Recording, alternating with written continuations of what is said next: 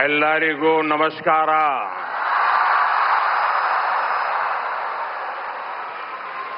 जय श्री कृष्ण. जय श्री कृष्ण. जय श्री कृष्ण. मैं अपनी बात बताना शुरू करूं उसके पहले यहां कुछ बच्चे चित्र बना के ले आए हैं. जरा एसपीजी के लोग और लोकल पुलिस के लोग मदद करें, उसको कलेक्ट कर लें. अगर आपने उसके पीछे अपना एड्रेस लिखा होगा तो मैं जरूर आपको धन्यवाद पत्र भेजूंगा. जिसके पास कुछ न कुछ है दे दीजिए, वो कलेक्ट कर लेंगे और आप फिर शांति से बैठ जाइए.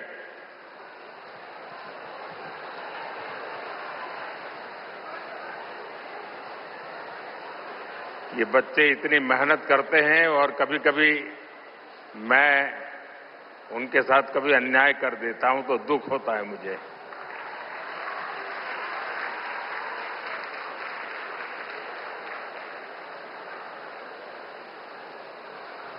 जय श्री कृष्ण. भगवान श्री कृष्ण के दिव्य दर्शनों की संतुष्टि, श्रीमद् भगवद गीता के मंत्रों की ये आध्यात्मिक अनुभूति और इतने सारे पूज्य संतों, गुरुओं की ये उपस्थिति मेरे लिए परम सौभाग्य है. मेरे लिए ये असंख्य पुण्यों को प्राप्त करने जैसा है. और जो मुझे सम्मान दिया गया, मेरे लिए जो भाव प्रकट किए गए, शायद मुझे इतने आशीर्वाद मिले कि मेरे लिए जो कहा जाता है मैं उससे योग्य बनूं और ज्यादा काम करूं और मुझसे जो अपेक्षाएं हैं उसे मैं पूर्ण करूं. भाइयों बहनों, अभी 3 दिन पहले ही मैं गीता की धरती कुरुक्षेत्र में था.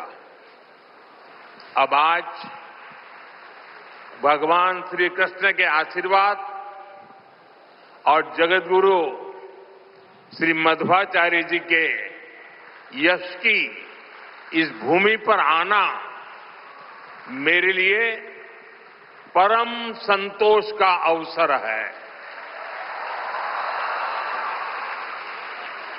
आज के इस अवसर पर जब 1 लाख लोगों ने एक साथ भगवद गीता के श्लोक पढ़े तो पूरे विश्व के लोगों ने भारत की सहस्त्र वर्षों की दिव्यता का साक्षात दर्शन भी किया है.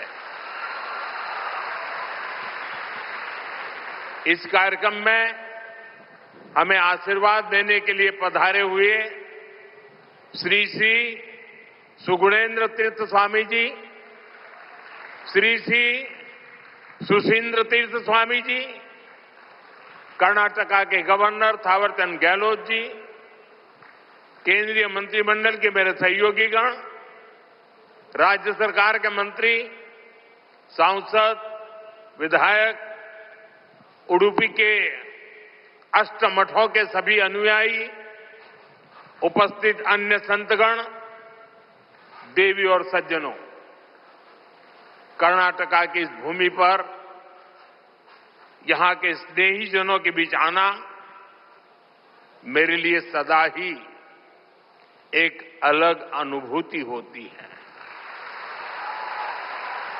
और उडुपी की धरती पर आना तो हमेशा अद्भुत होता है.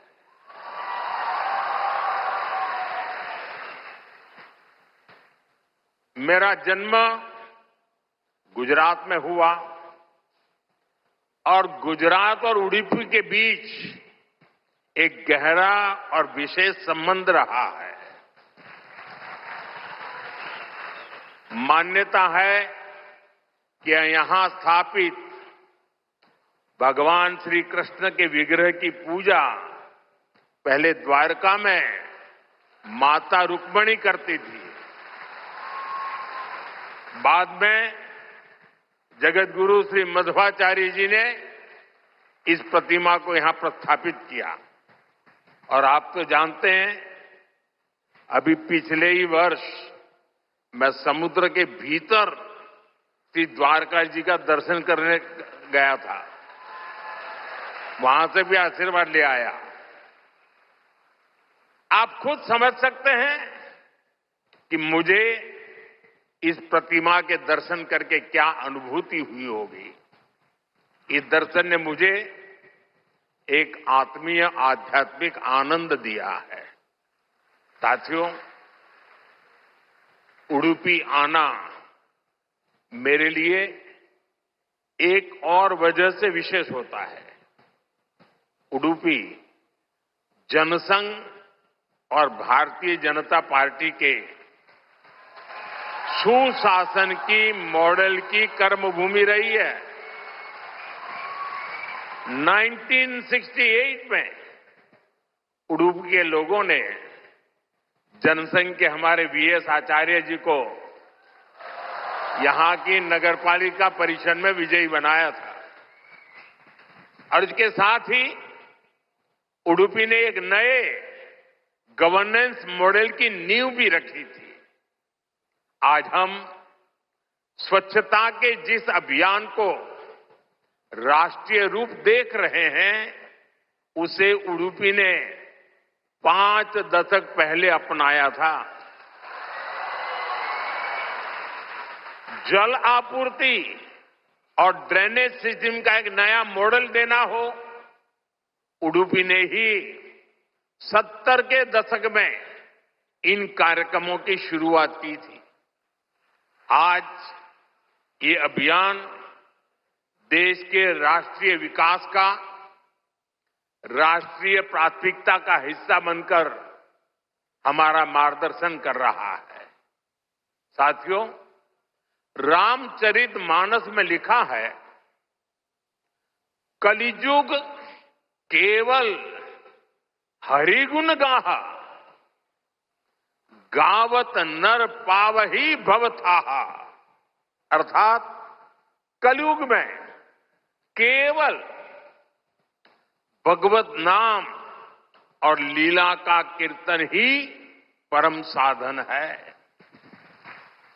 उसके गायन कीर्तन से भव सागर से मुक्ति हो जाती है।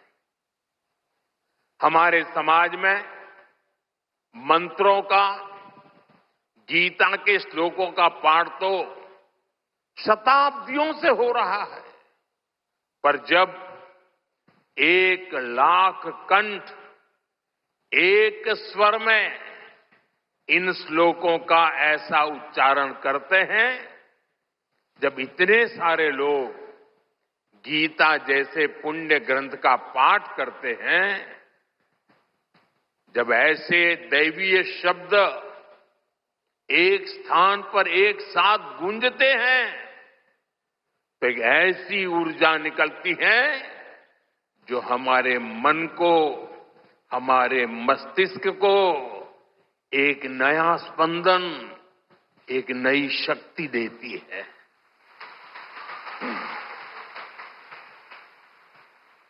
यही ऊर्जा अध्यात्म की शक्ति की है। यही ऊर्जा सामाजिक एकता की शक्ति है। इसलिए आज लक्ष्य कंठ गीता का ये अवसर एक विशाल ऊर्जा पिंड को अनुभव करने का अवसर बन गया है। ये विश्व को सामूहिक चेतना, कलेक्टिव कॉन्शियसनेस की शक्ति भी दिखा रहा है। साथियों, आज के दिन विशेष रूप से मैं परम पूज्य श्री श्री सुगुणेन्द्र तीर्थ स्वामी जी को प्रणाम करता हूं। उन्होंने लक्ष्य कंठ गीता के इस विचार को इतने दिव्य रूप में साकार किया है।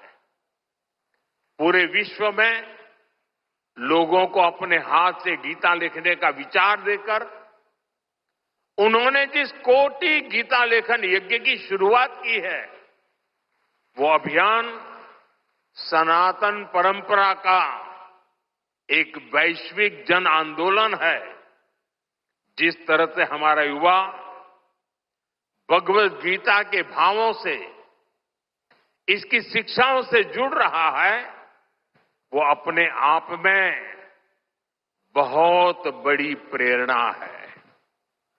सदियों से भारत में वेदों, उपनिषदों और शास्त्रों के ज्ञान को अगली पीढ़ी तक पहुंचाने की परंपरा रही है और ये कार्यक्रम भी इसी परंपरा का भगवत गीता से अगली पीढ़ी को जोड़ने का एक सार्थक प्रयास बन गया है।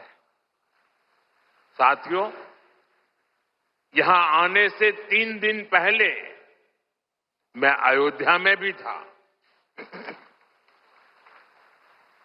25 नवंबर को विवाह पंचमी के पावन दिन अयोध्या के राम जन्मभूमि मंदिर में धर्म ध्वजा की स्थापना हुई है।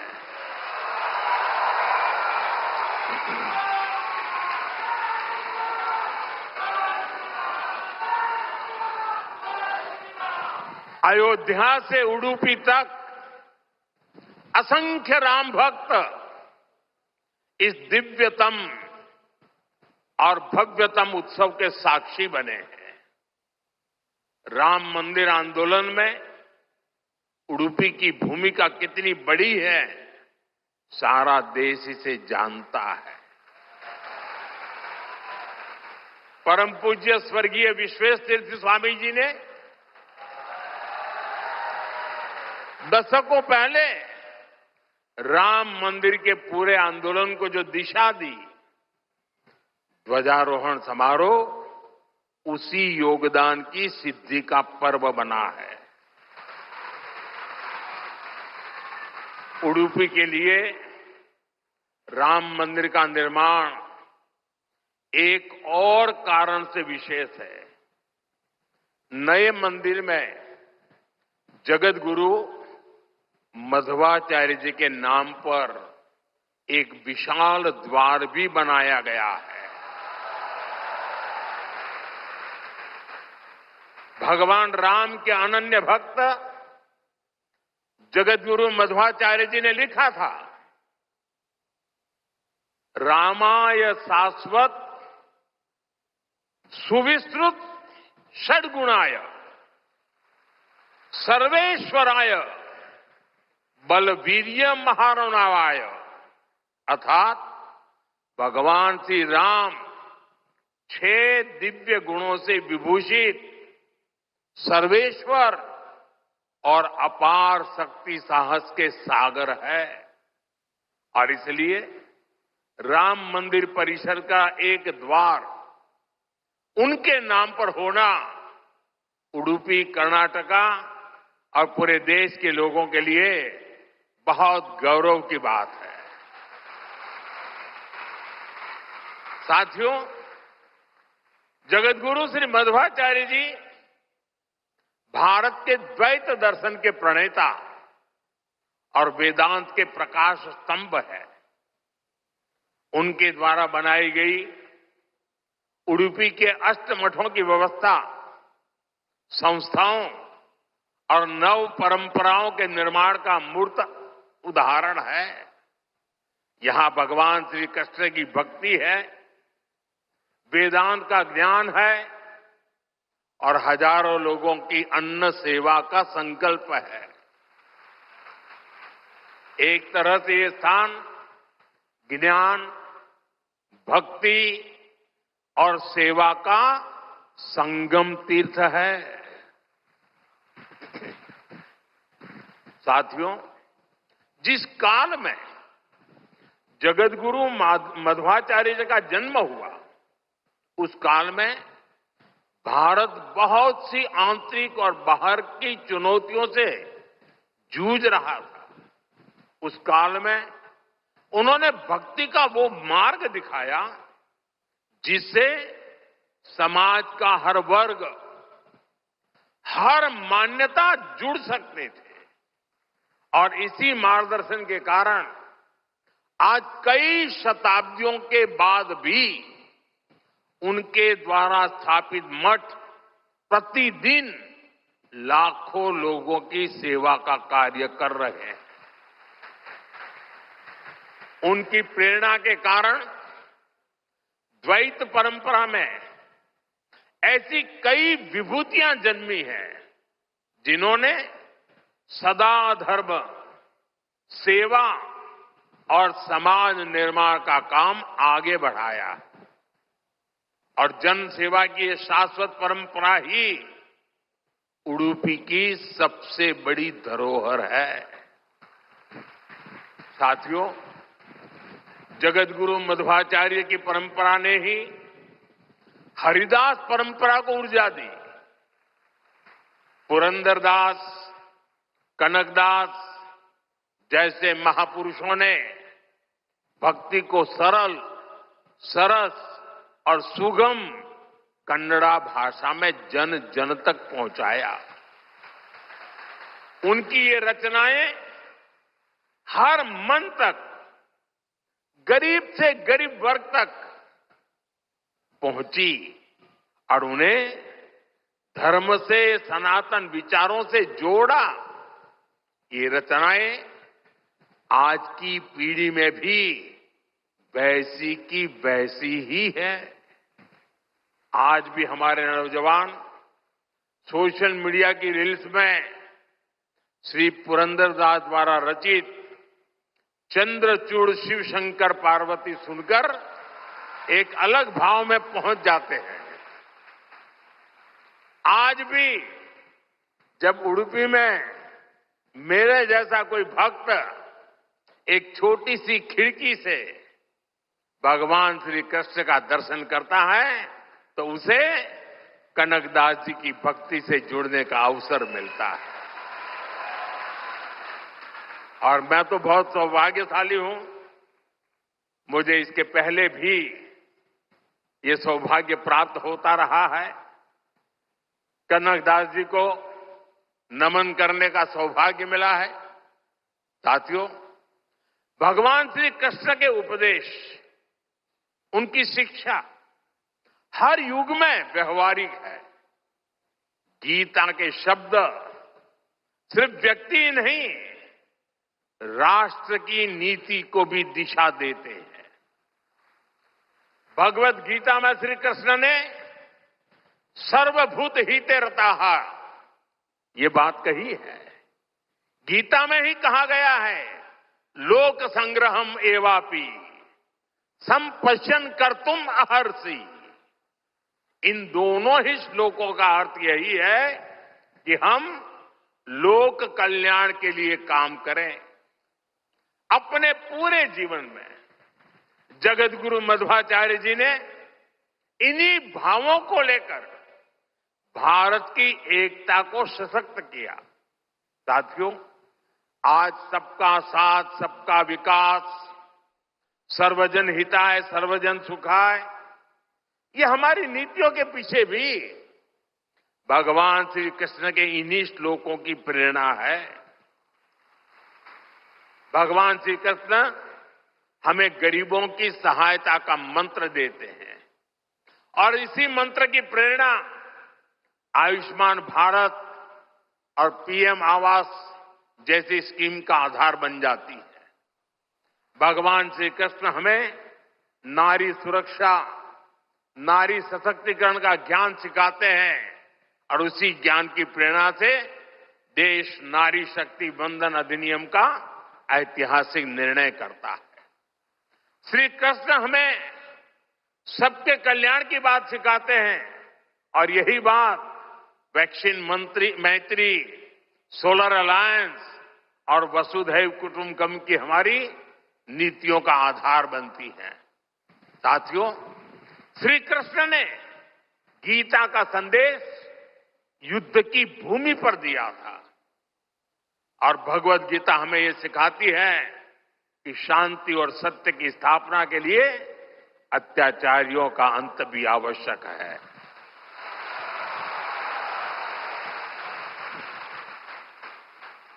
राष्ट्र की सुरक्षा नीति का मूल भाव यही है।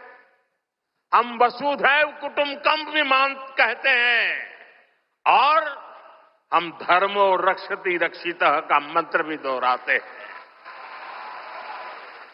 हम लाल किले से श्री कृष्ण की करुणा का संदेश भी देते हैं और उसी प्राचीर से मिशन सुदर्शन चक्र की उद्घोषणा भी करते हैं। मिशन सुदर्शन चक्र यानी देश के प्रमुख स्थानों की, देश के औद्योगिक और सार्वजनिक क्षेत्रों की सुरक्षा की ऐसी दीवार बनाना जिसे दुश्मन भेद न पाए और अगर दुश्मन दुस्साहस दिखाए तो फिर हमारा सुदर्शन चक्र उसे तबाह कर दे। साथियों, ऑपरेशन सिंदूर की कार्रवाई में भी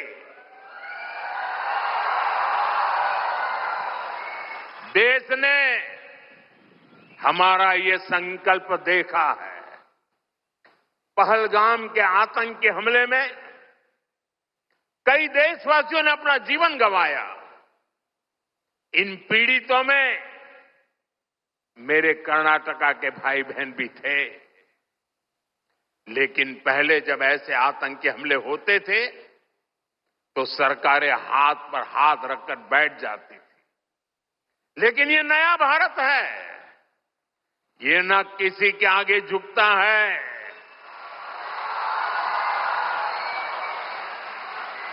और न ही अपने नागरिकों की रक्षा के कर्तव्य से डिगता है।